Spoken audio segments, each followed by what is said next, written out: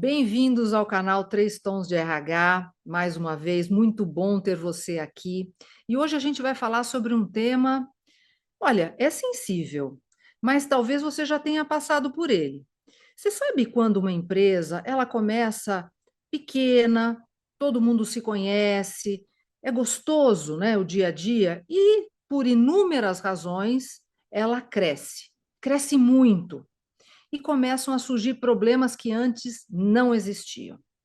Como é que a gente pode lidar melhor com este assunto e talvez minimizar esses efeitos, né? Essas mudanças que nem sempre a gente gosta ou que podem não ser positivas para os negócios e para as pessoas. Fica aqui até o fim desse vídeo, porque é sobre esse assunto que a gente vai falar.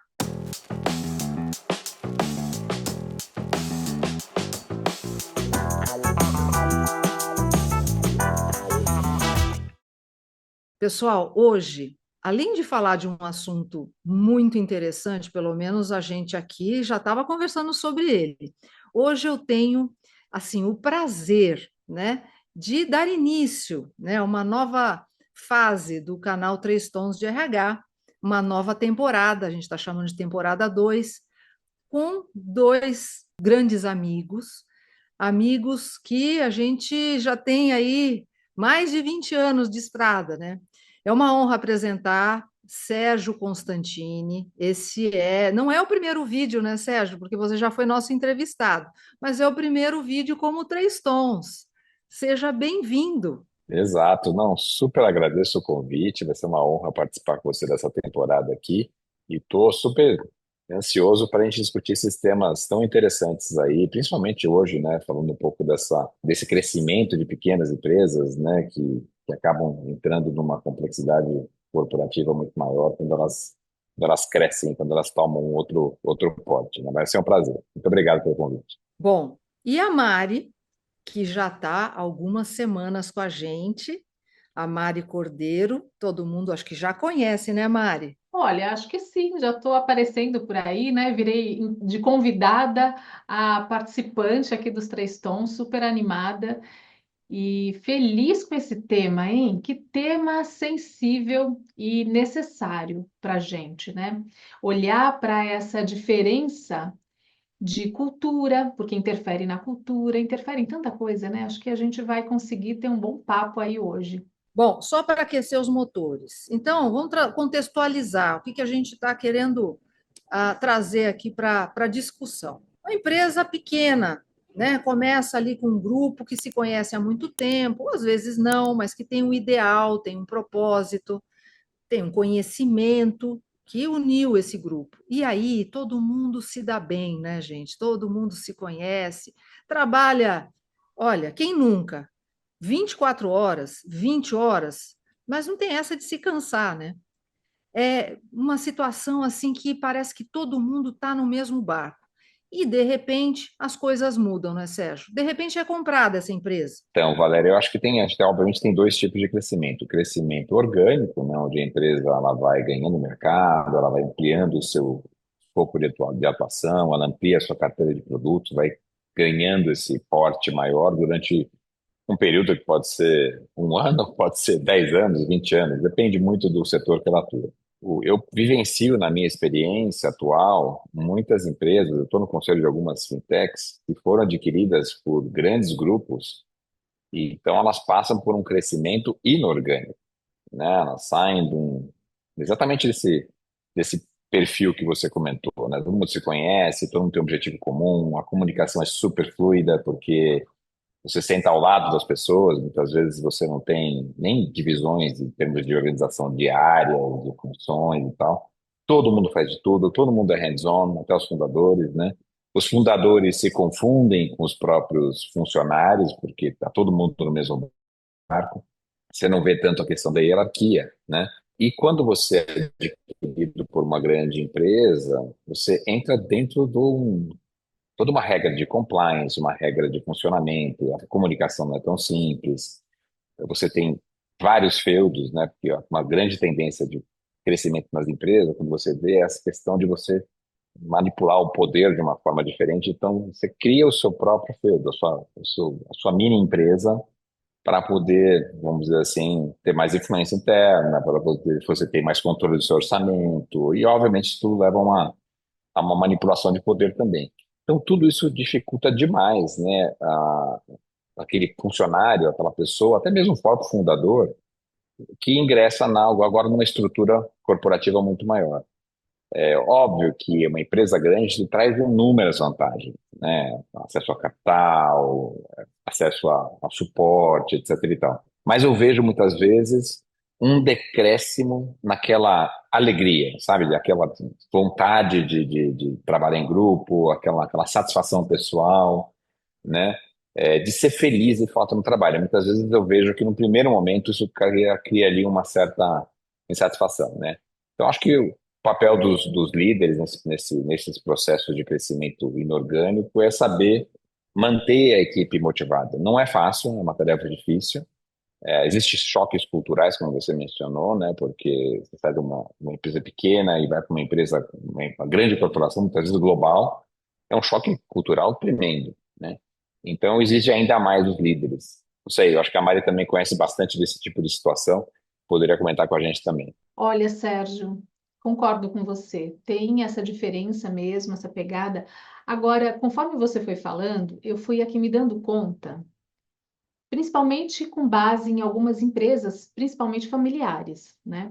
Que a gente atende, já atendeu. Então, tem uma coisa, uma dinâmica, assim, que é muito interessante da gente considerar, da gente observar. Quando uma empresa é fundada, lógico, os fundadores colocam seus sonhos, colocam suas expectativas, né? Colocam tanta vontade ali. E as dinâmicas deles, as intenções, as dinâmicas, vão também para a empresa, não só como cultura, mas também como forma de funcionamento. E não sei se vocês sabem, mas quando a gente vai trabalhar numa empresa, aquela empresa puxa a gente por um processo, assim, fisga a gente num lugar que é uma identificação que a gente tem com aquela história dos fundadores. E esses fios, né, que conectam, essas histórias que conectam, elas ficam muito mais claras, evidentes, assim, visíveis, quando é uma empresa pequena. Na empresa grande parece que isso fica mais frouxo, né? Parece que ah, você não consegue ter acesso, né? Como a gente estava conversando agora há pouco aqui nos bastidores, não consegue ter acesso ao CEO, você não consegue, e o líder ele tem esse papel de filtrar, né? Então ele pode ser um grande facilitador ou dificultador desse processo, né? Valéria, você tem histórias assim para contar para gente? Ah, história sempre, história sempre. Quero contar, assim, algumas vivências que eu tive, ou pelo menos uma. Mas antes, só para completar esse cenário, né, que eu acho que são tantas as possibilidades, né, desse crescimento, dessa expansão, ela acontecer. Às vezes ela pode até acontecer de uma maneira mais lenta, né?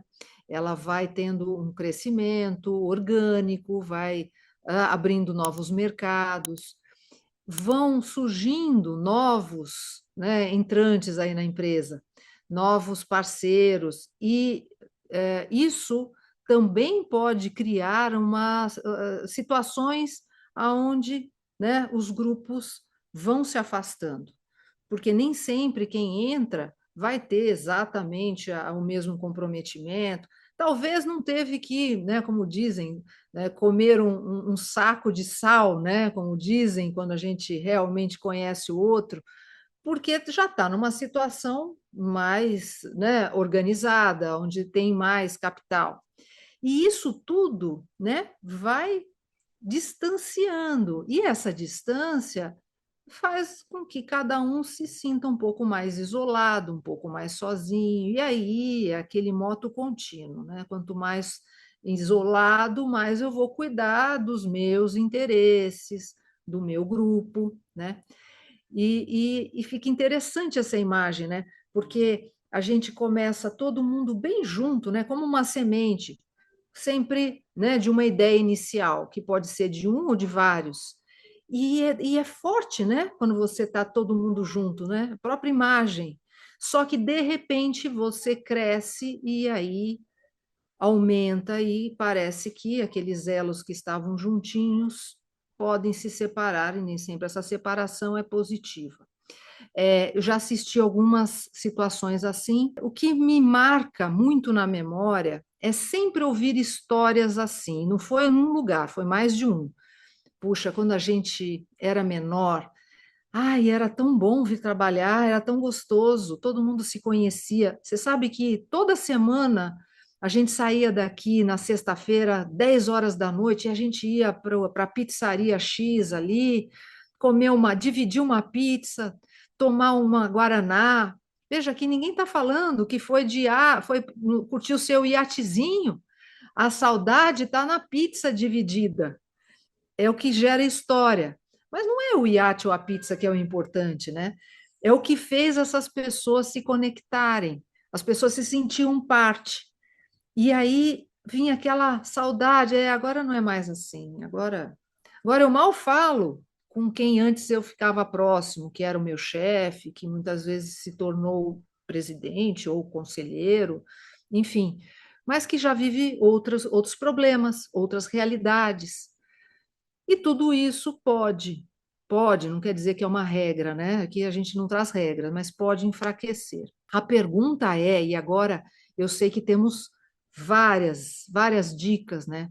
O que um líder pode observar? Se ele vai passar com uma velocidade maior, né, por um processo como esse, muitas vezes numa fusão, né, de empresas, ou mesmo se ele tem uma visão de que no futuro ele vai ser realmente muito maior. O que um líder deve pensar? Como ele deve se preparar? Uma questão aí para a gente conversar. Eu acho que a, a situação também ela exige as situações diferentes exigem perfis diferentes de pessoas. Talvez você vai ter líderes que estão mais preparados para um negócio que tem um crescimento, vamos dizer assim, paulatino, constante, não muito agressivo, todos os anos, uma empresa que tem, vamos dizer, muito mais estabilidade. E no momento que você tem um negócio extremamente mais agressivo, etc., o perfil de líder muda, né?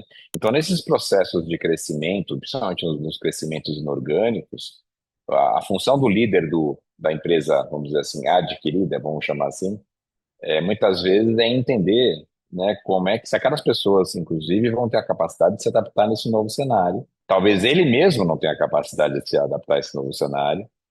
E talvez ele deixe de ser líder, muito provavelmente ele vai ser liderado, né? Então ele vai entrar numa estrutura maior e tudo mais. Também se ele está preparado para esse momento. Então a flexibilidade, a paciência, saber usar bastante, como dizem os espanhóis, a mano esquerda, né? Como é que você consegue ser mais fluido nas tuas colocações, ser mais estratégico, né? Usar muita sabedoria, né? Porque existe uma tendência de você acabar entrando em discussões meio conflitivas, tal. Então, isso requer muita maturidade, né, nesse processo, é um processo difícil. Do lado da empresa, vamos dizer assim, que talvez adquiriu essa empresa menor, você tem que tomar muito cuidado, eu acho que o líder tem esse papel, para você não perder talentos. Porque você acabou de adquirir uma empresa, e no fundo, você adquiriu o capital intelectual daquela empresa. Então, se você for impor as regras tua organização corporativa de grande porte, talvez você perca 80% dos talentos daquela empresa adquirida. Faz sentido? Na minha percepção, não faz sentido. Então, esse é um cuidado muito grande, porque a gente, na verdade, a gente investiu nas pessoas, não foi só na companhia. Como é que a gente retém os talentos nesse momento de fusão, nesse momento de aquisição? Para mim, é um dos pontos chave aí nesse tipo de situação. Quando você fala em talento, né, Sérgio, a gente pode pensar assim, o líder, ele está ali com tantas demandas para ele ter que dar conta, mas ao mesmo tempo, se ele foi escolhido para pertencer a esse movimento de crescimento, é porque ele é um talento também. E o líder, ele precisa ter essa consciência, fazer esse planejamento da própria carreira, mas não é só, porque o que eu tenho visto, assim, os líderes, eles começam, tem que fazer, tem que ir para cá, tem que ir para lá, e eles se abandonam completamente, eles, parece que, não sei qual que é o movimento aí que acontece, mas parece que eles viram, assim, para o operacional, eles se desconectam, acabam se desconectando do estratégico. Quando a empresa é pequena, líder está ali em todos os buracos, não é? Está em todos os cantos fazendo aquilo que precisa. Tem uma veia empreendedora grande, inclusive, né? Os líderes de pequenas empresas, não é? Não sei se vocês observam isso, mas observas, né? Tem essa pegada. Porém, quando a empresa começa a crescer, parece que eles se desconectam desse estratégico, desse olhar para a carreira, e eles ficam tão aflitos em darem conta de tantas coisas que eles focam o olhar no operacional, nas metas, esquecem de cuidar das pessoas, né? Esse é um ponto importante, porque senão você vai e você perde pessoas ao longo do caminho. Porém, esquecem deles próprios, de dar umas pausas assim e pensar o que que eu quero da minha carreira, qual que é a melhor contribuição que eu posso dar para a empresa agora nessa nova fase da empresa, com esse crescimento e ter esse cuidado de se reinventar. Eu gosto muito de pensar assim, qual que é o melhor líder, né? A gente estava aqui falando, vai o líder para cá, para lá, como que esse líder, quais são os skills que ele tem para poder dar conta.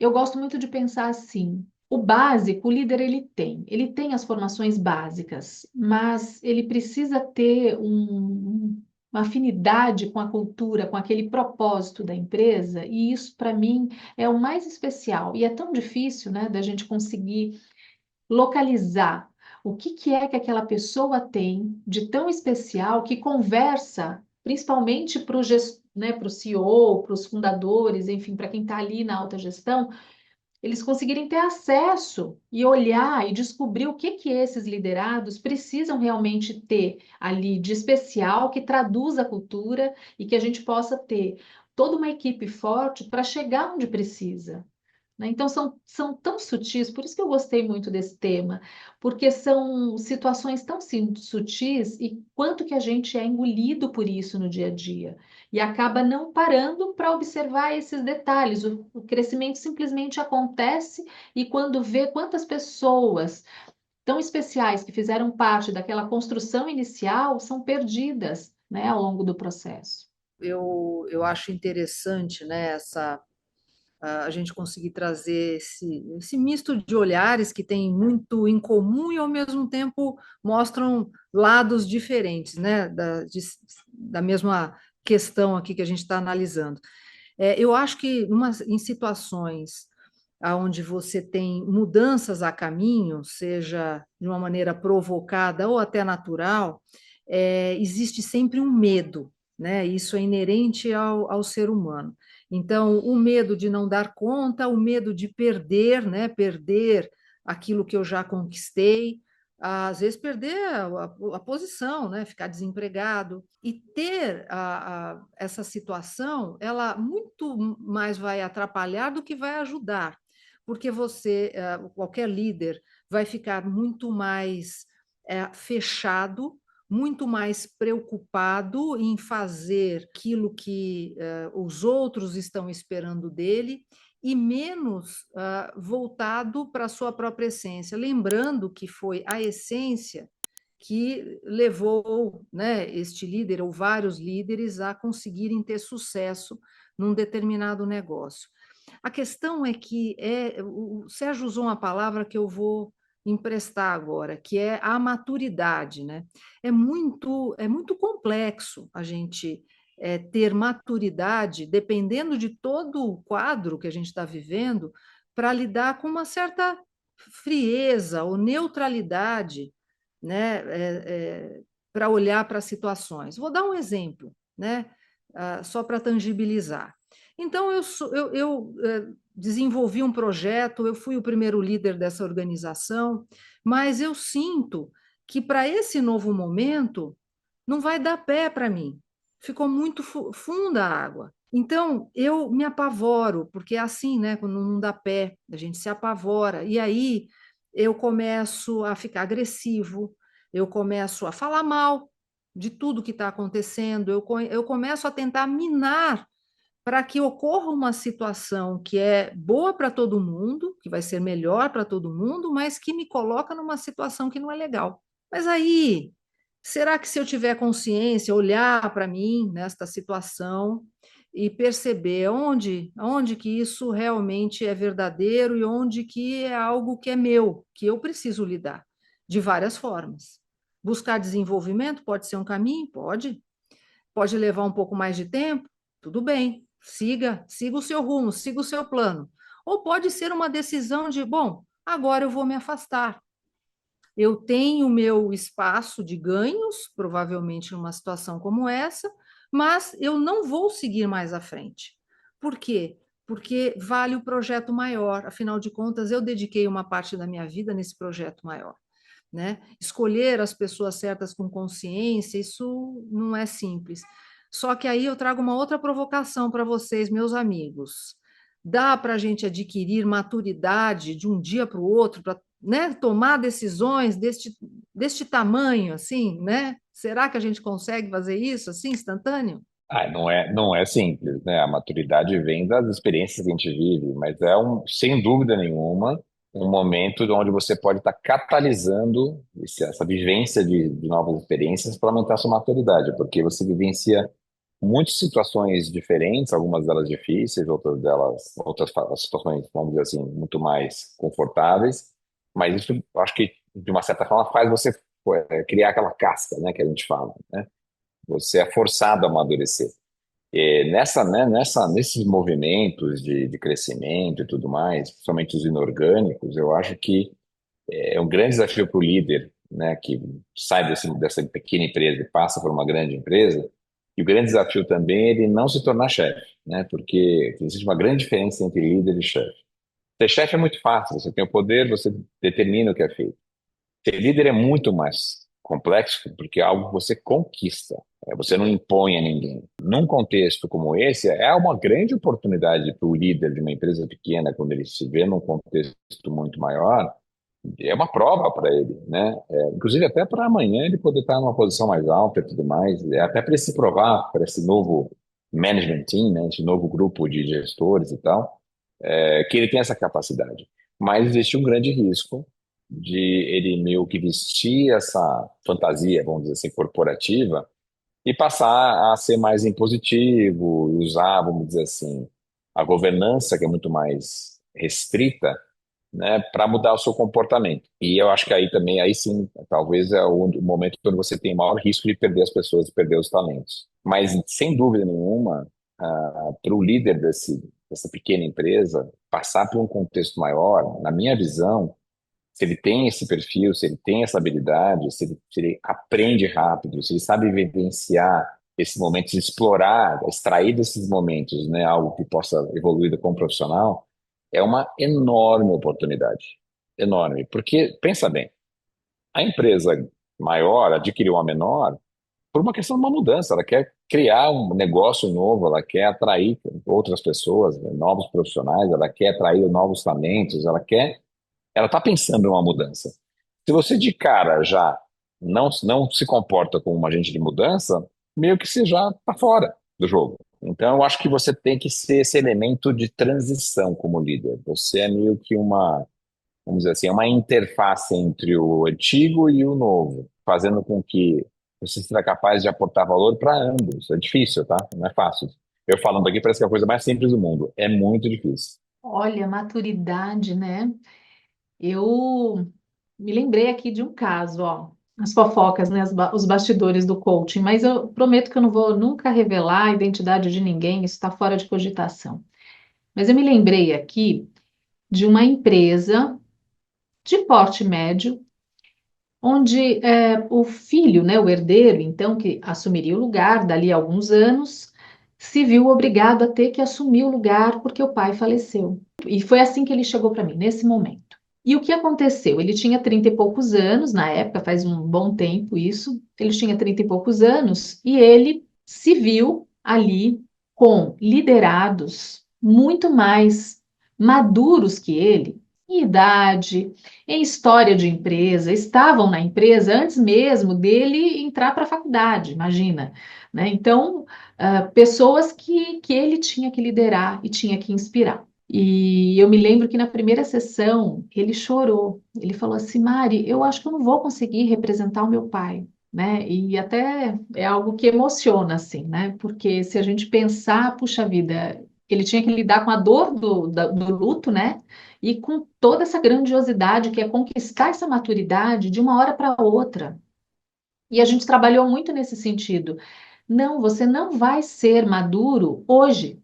Você também tem uma jornada. A boa notícia é que você está completamente cercado de pessoas maduras em vários aspectos, inclusive na história da empresa e dos processos e tudo mais, para poder te apoiar nessa jornada, né? Então foi um processo assim incrível. A gente fez muitas conversas, né, com os liderados dele e ele pôde ter o suporte de outras pessoas, porque às vezes a maturidade não está na gente, né?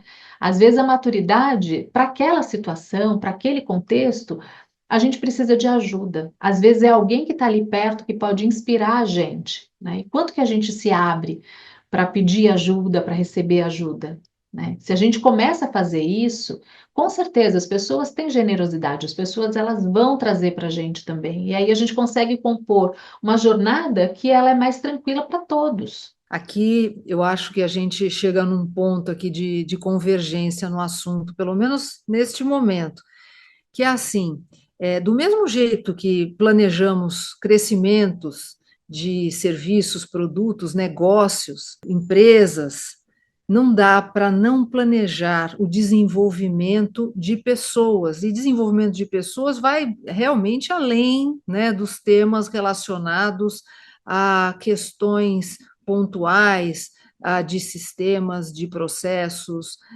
de produtos. É preparar de fato as pessoas para lidar com crescimento, para lidar com mudanças, porque a maturidade ela não virá do dia para a noite. As pessoas têm necessidades, histórias muito distintas, né, uma das outras. Se você começa, né, líder, investir na preparação de todos que estão com você hoje, certamente, seja de uma maneira orgânica ou inorgânica, no futuro próximo, o seu time vai estar preparado, vai estar mais amadurecido para lidar e vai crescer, porque não tem como crescer negócios no tempo, né, que gostaríamos, sem ter pessoas para liderar, para conduzir, né, esses negócios. Se não for assim, sempre haverá uma ruptura e uma perda, né, seja do grupo atual ou da demora de um novo grupo assumir, né, o papel esperado. Muito bem, esse é um assunto que dava para conversar horas, né, meninos? Dava para conversar muito tempo, mas a gente vai deixar aqui aquela questão de sempre. E para você, como é que este assunto chega? Você concorda com a gente? Você já viveu situações semelhantes ou, de repente, está vivendo agora? Deixa uma pergunta, deixa um comentário. Aí, dependendo, se houver outros interesses, né, sobre este assunto, podemos fazer um 2, um 3, o quanto for para agregar valor para você. Muito obrigada por estar conosco até agora e o de sempre, né? Curta, compartilhe, se inscreva no canal e nos acompanhe em todas as outras redes. Obrigada. Obrigada, Sérgio. Obrigada, Mari. Até a próxima! Tchau, Tchau, tchau. obrigado.